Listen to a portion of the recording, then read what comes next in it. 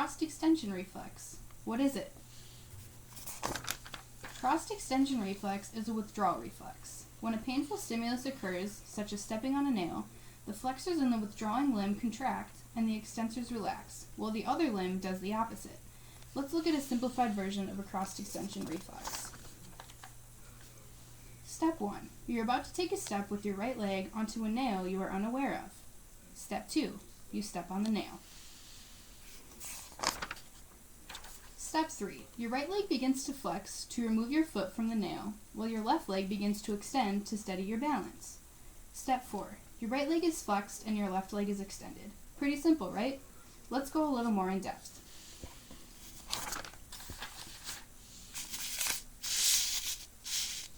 A nociceptor is a nerve cell that senses pain and transmits a pain signal, which is the first step in a cross-extension reflex. The nociceptor is stimulated by a painful stimulus and sends the pain signal to the spinal cord along a sensory neuron, which then activates several interneurons that synapse with motoneurons on the contralateral side. The contralateral side is the side opposite to the side the stimulus is occurring on, while the ipsilateral side is the side in which the stimulus occurred. On the ipsilateral side, inhibitory interneurons will synapse on the motor neuron, controlling the muscle that just got hurt. A motor neuron is a nerve cell forming part of a pathway along which impulses pass from the brain or spinal cord to a muscle. Also on the ipsilateral side, after the inhibitory neuron synapses, the motor neuron fires an action potential that will cause the body to move from the source of the pain.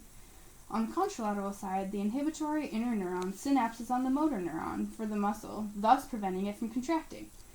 The motor neuron connects to the muscle, and the impulse ends up contracting it. Interneurons excite motor neurons in several spinal cord segments that stimulate or innervate extension muscles or flexor muscles. So once again, you take a step with the right leg, your right foot steps on a nail, right leg begins to flex, while your left leg begins to extend. Your right leg is flexed and your left leg is extended.